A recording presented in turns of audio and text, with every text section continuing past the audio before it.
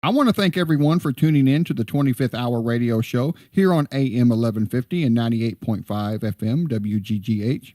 I am your host, Rob Fairless, and on the phone with me today is Jay Dan Gum. Jay is the founder of Forgiven Felons, which is both a prison ministry and a program to assist men and women who have been released from prison. Jay, thanks for taking a few minutes out of your Saturday to join me on the show. Yes, sir. Glad to be here. Jay, let's start off giving the listeners a little background information about yourself. You're a fellow felon yourself, right? What's your story? Well, the short 30-second version of that is at 13 years old, I was trying to impress my friends because we just changed schools, and I was working with them and their older brothers, and they pulled this cooler out at the end of the day, and they weren't pulling Gatorade out anymore. They were pulling Coors Light. And right then, my heart started beating really fast because all I knew from my parents was that drinking was wrong. But I saw the commercials, and they looked like they were having fun. And before I could make a decision for myself, someone else made the decision for me. And they put a beer in my hand, and I tasted that beer, and it was the worst thing I'd ever tasted in my life. But the more I drank, the more I became accepted. And that was the drink that I was looking for, the drink of acceptance from these guys, and it was the wrong crowd to be accepted by. And that one decision that day changed the direction of my life. And I began drinking. I got kicked out of 2 Christian schools my sophomore year for drinking. I began doing drugs. I straightened up a little bit on the surface for my mom because it was a private school. And they said, look, if your son doesn't go here, you can't work here. So I straightened up a little bit. But that was all fake. Went to college, just became a full-blown alcoholic the first 2 years of college. And then I dropped out, because that's what you do, because studies interfere with your drinking pattern. And so I came back home, started getting multiple public intoxications, minor in possessions. Then I became a legal drinker, and it just got worse. And I got my first DWI in 1993 on a Friday night. I got my second one on the following Tuesday, 5 days later, and then I got my third one within the next year, Christmas 1994, December 16th. What is that? That's a long time ago. But this 1994, December 16th, I got my third DWI. Just in before they said three DWIs was going to be a felony. And, but that's the first holiday I spent in jail, 1994. And my sister brought my little niece up, and she had just been born on December 8th. I hadn't seen her yet. So the first time I got to see my niece was through plexiglass. Wow. During the holidays. And that was the first time in my life that I realized my decisions don't just impact me, they impact everyone around me.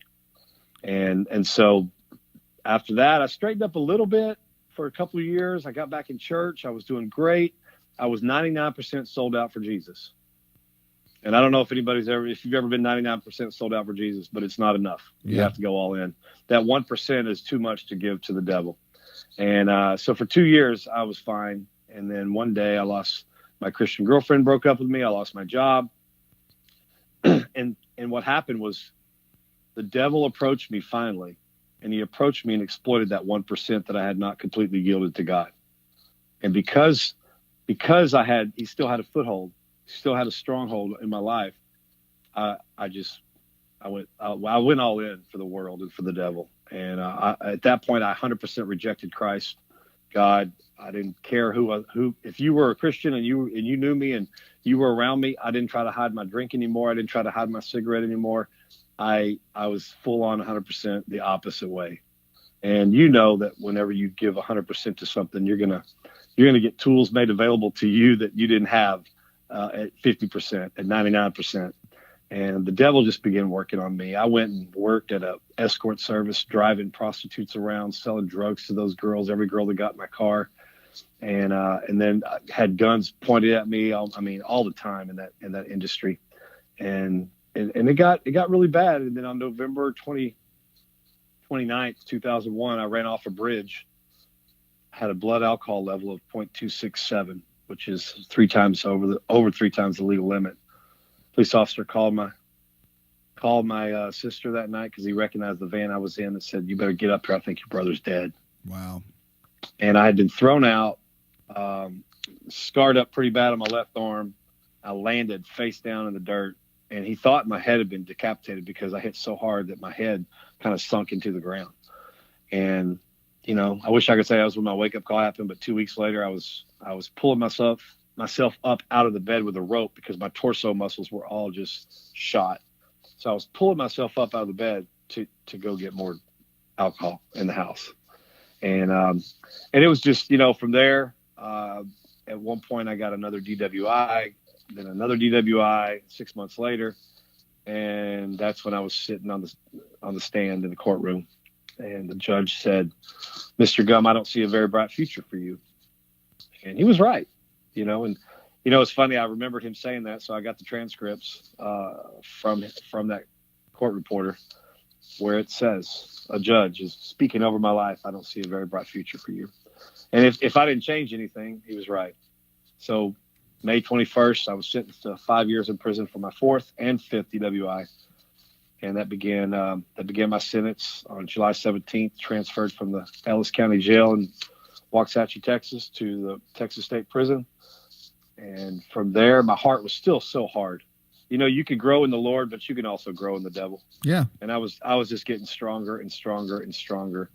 And when I first got to prison, I got into a fight because I was calling an African-American guy that was just letting everybody, he was really making everybody mad. And that's just the way prison is.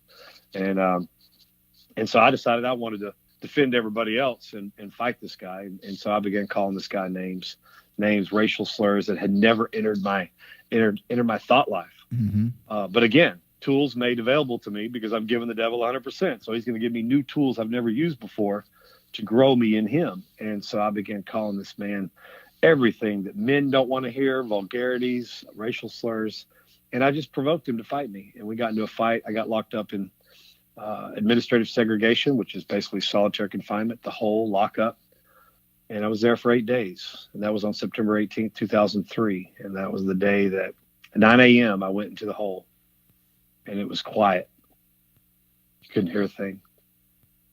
Until about 10 p.m. that night. I heard crying, weeping. And it was the sound of my own weeping.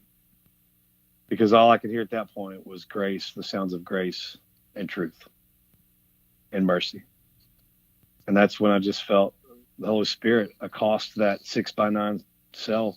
And I fell to my knees. And that's the night I came home. That's my prodigal son night. And for the next 8 days, I was in there 8 days. I love that. I'm glad he chose 8 days because that's the number of new beginnings. But it was in those 8 days. Each day I had a conversation with God about my worth in the kingdom, about my worth of my future wife and family, about my worth of anything, because I had lived so bad. I had done so many things wrong.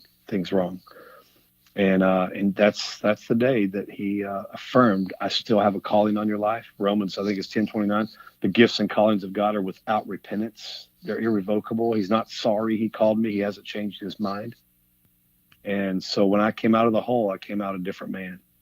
And he said to me, "You've never given me 100%. You've given me 50% most of your life. You've given me 99% at one point. You've even given the devil 100%, but you've never given me 100%. Try that and see what happens." Amen.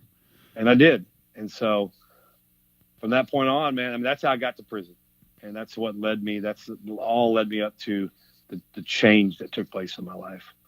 And I don't know if you have another question or if you want me to keep going. I can keep going. But yeah, I kind of do have another question. I do have another question about that, man. How did your fellow inmates react to the new J. Dan once you became born again inside those prison walls? Well, if you notice, September 18th is when I went in.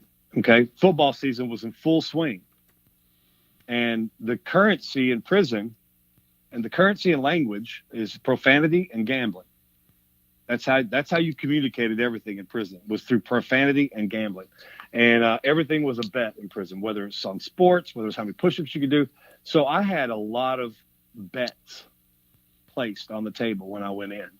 And one of the conversations that I had with God on one of the days was, "Okay, God, you want me to be a preacher. You want me to do all this stuff. But I still really love Jack Daniels. Jack Daniels was my drink. Yeah. I got it tattooed on my left arm. People are like, why do you have Jack Daniels on your left arm? Like, why do you have these names of these people on your body? Why do you have this on your body? Why do you have, well, it's important to me. Well, Jack Daniels was important to me. Jack Daniels did a lot for me.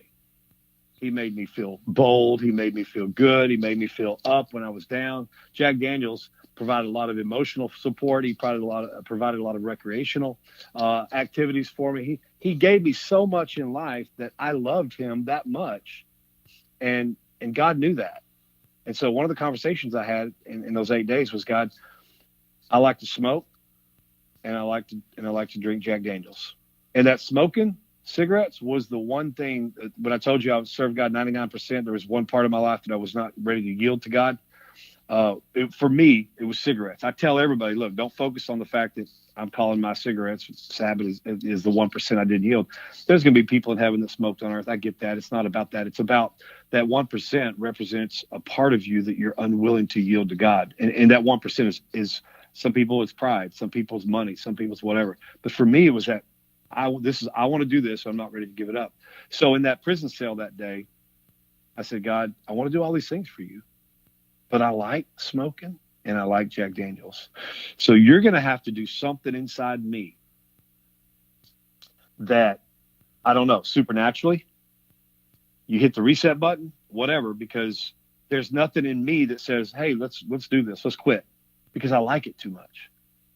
And I don't know if that's the scientific medical part behind, why some people call it a disease, addiction, a disease and all that. I don't know if that's the case. Then I have to agree with it to some point, because it was in my chemistry, my brain chemistry, so embedded that I knew I shouldn't do it, but I loved it and was addicted to it at a level that wasn't going to let me just give it up and walk away. So I said, you've got to do something, God, inside of me that I can't help you with. And he said, okay. So the next day I wake up, and I used to make fun of people that walked around saying I've been delivered of something. I'm like, whatever, you just finally got some discipline in your life. But the next day I woke up and there was a tangible, different feeling in my life, in my body, the way I talked about Jack Daniels and cigarettes. And I just thanked him, because I'm like, I don't know what you did, but I can't explain it. But I don't even look at Jack Daniels and cigarettes the same way. So when I got out of prison, that day as well, he said to me, basically, I felt like God was saying, all right, I did this for you. Now I need you to work on your profanity and your gambling. And right then I cussed. And I was like, oh, crap.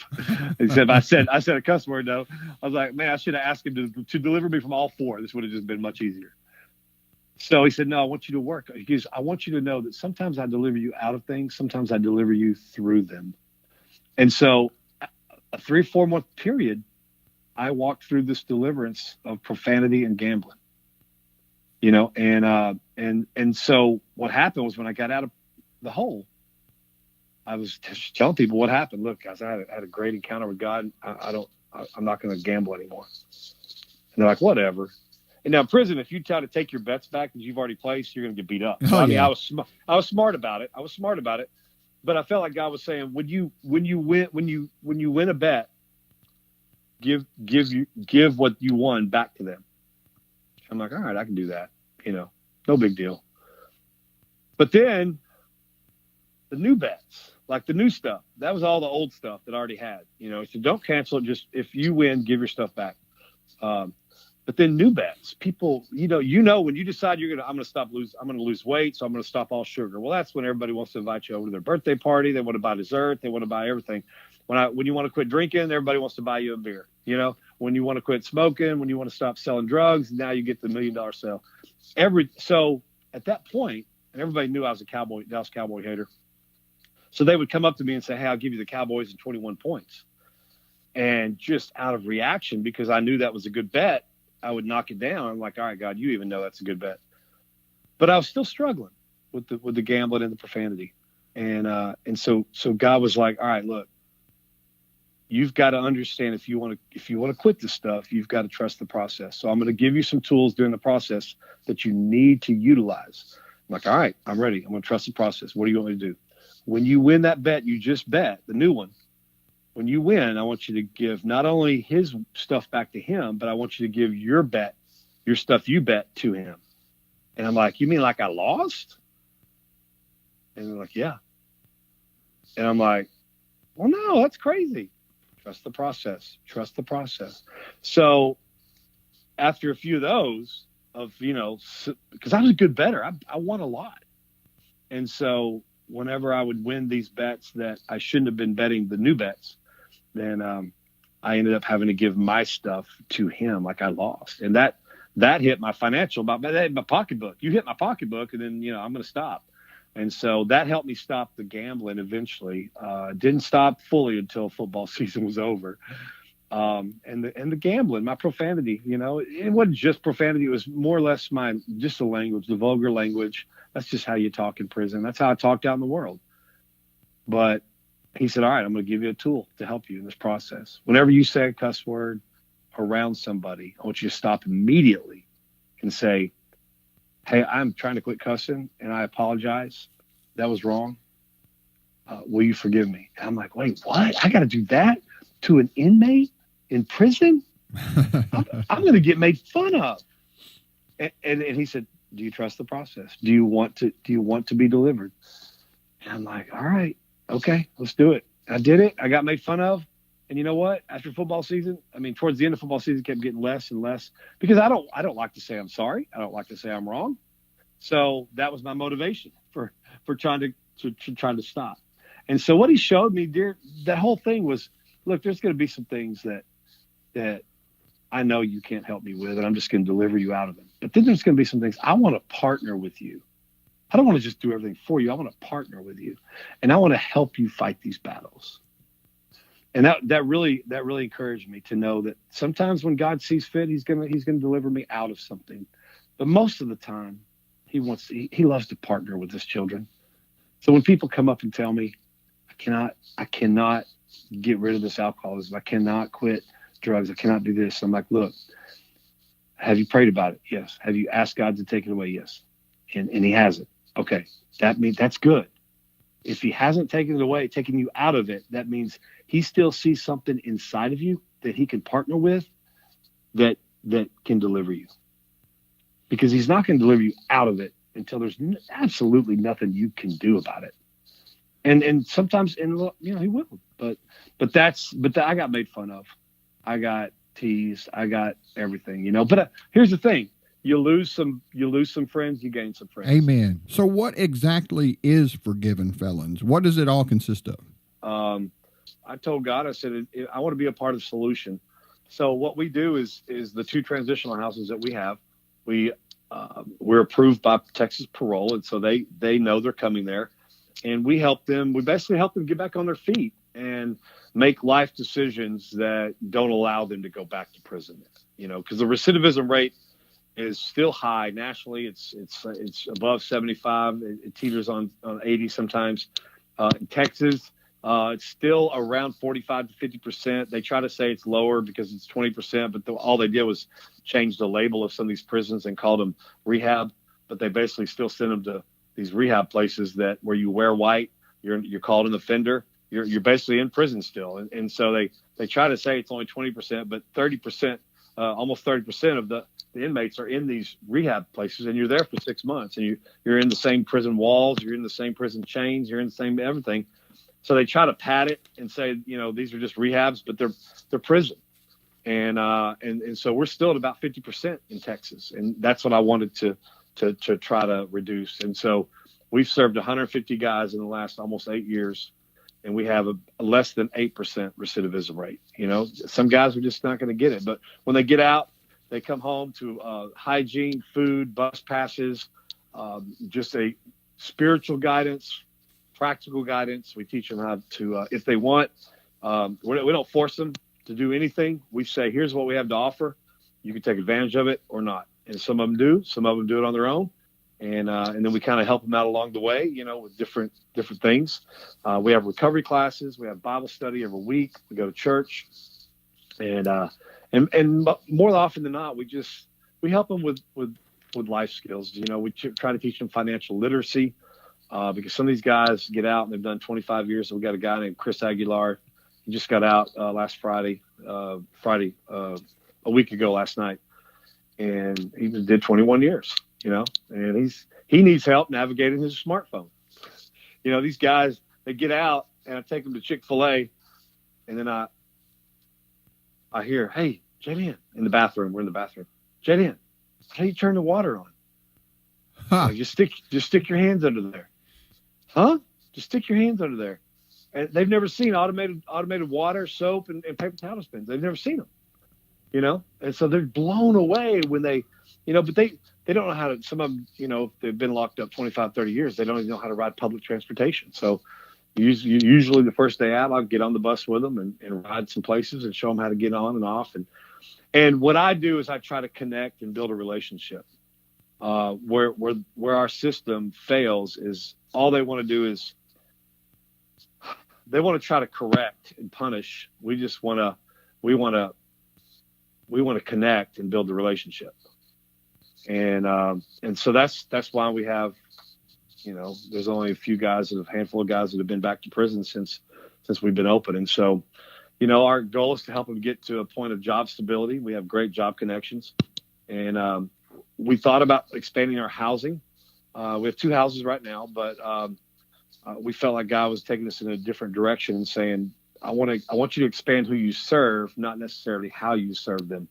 I don't want you to expand. I don't want you to house more. I want you to expand, I guess, a little bit of how you serve them and who you serve. But we're going to open up a resource center. One of our core values. Our core values are based on the word felons, Felons. You know, because I think God is all about redeeming old things, redeeming bad things, making them good. So we made our core values out of the word felons, and it's forgive, educate, love, overcome. New as an NEW, new heart, new mindset, new direction, new people, places, things. And then the S is serve. Because if you don't find a way to give back, you're going to go back. And so the E, the educate, you know, a lot of the reason these guys go back because they don't know anything new from the time they get out the first time to the second time. They don't know anything new. And so I try to tell them, if you don't find a way to learn something, you're going to always keep doing what you've known to do until you learn something new.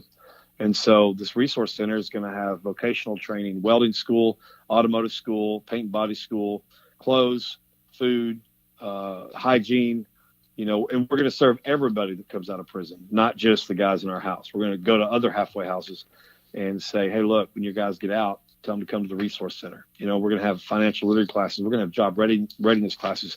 It's just going to be a hub. And our goal is to get these guys trained where they can start their own business. You know, I've had my own businesses. The ministry is one of our businesses. And then I have a small business called Whatever You Need Done. It's a handyman business. And it's just remodeling, general construction. But I started it because nobody would hire me. You know, I needed a manager job, and no company is going to hire a manager with a felon. That's a felon. Yeah. So, you know, the resource center, we're going to start. We don't have a building for it yet. So if you're in the Dallas area and you hear this and you have a building, or if you're out of the Dallas area and you have a building in Dallas, we need a building. So I felt like we could start the welding class in a temporary location. So we got a little small matching grant to buy some welding equipment. And this next spring, we're going to start a little welding school and welding class. And that'll be the kind of the kickoff to looking for a permanent location for the whole resource center. But that's the thing, is we want these guys to understand forgiveness. We want them to understand that it's important to learn more, to love more, to know that they can overcome, to know that they're going to have to follow their new heart, new mind, new people, new places, new things, and they're going to have to find a way to serve. So how can people learn more about the Forgiven Felons program? Do you have a website or preferred social media platform that you want to direct people to? Well, yeah, we do. We're all over social media, but we do have a website, forgivenfelons.org. And if you're not used to the word felons, it only has one L. You know, fellows and fellowship and all those words that sound like felons have two L's. but Felons has one L. So just when people write us donation checks or they do whatever, I look at it and I see there's two L's in Felons. It's just because if you're not used to using the word felon and it's not a common word in your family, your sphere of influence, you may forget how to spell it. But forgivenfelons.org. And when you first get to that page, the landing page, there's a trailer to the documentary about our ministry. And a small Christian university here in Waxahachie did for their movie project that they do every 2 years. They approached us and said, "Can we do a documentary about your ministry and some of the guys?" And so they did it. And right now, there's when you go to the website, there's a clip there, a trailer. And right now that we have a distributor that is looking to try to distribute it, in streaming options and stuff like that. At some point, we'll if we find somebody the college ran out of money, we don't have it, but at some point we'll find a way to produce, DVDs and Blu-rays and sell them. But right now, the distributor just wants to focus on trying to get it streamed online, PureFlix, and trying to get it some other streaming options so people can watch it, anywhere. So when you go to the website is fun. There'll be some stories that you can go on there, listen to on the media page. If you want to know more about our transitional house, and maybe somebody has a loved one locked up in Texas that needs a place to go to the house page and learn more about that. And then, if somebody wants to, if you want to see our future plans, the resource center, if you want to see kind of we couldn't hire a professional person to do it. So I just kind of did it myself, but there's the future plans of the resource center, what it looks like on there as well on that page. And, so we have a running giving campaign towards that, because we're going to, wherever we go with that, the temporary place, we're hoping to get a really good deal on for the welding school, but the permanent place, we're going to probably need a couple $100,000 to retrofit and build out whatever building we get for it. So, but yeah, we're all over social media. We're on Instagram. Just look up Forgiven Felons. We're on Instagram, Facebook. We got the Forgiven Felons page, as well as my own personal Facebook page that is nicknamed Forgiven Felons. So just search Facebook for Forgiven Felons. We're on there. We're on Twitter, but by posting only. We don't get on Twitter a whole lot. But Facebook and Instagram are the two social medias platforms that we're on the most. And we are about to eventually, we do have a YouTube channel, Forgiven Felons. It's got a lot of our videos on there. We're trying to revamp that. We're eventually going to start a monthly Forgiven Felons 5 video, where each month we do a little 5-minute video and we highlight either a former resident who's doing well in life or a current resident who just got out. And as we highlight them, we also highlight some of the struggles that guys have when they get out of prison and how we're able to help them through those. Well, Jay, man, we're almost out of time here. I want to remind everyone to visit forgivenfelons.org and check out what Jay has got going on with his ministry. Brother, I want to thank you once again for taking time out on a Saturday morning to be with me on the show. It's been a pleasure. Well, listen, let me just be full disclosure. It was either this or go to a 5-year-old birthday party with my kids and wife. So thank you so much for allowing me to get out of that.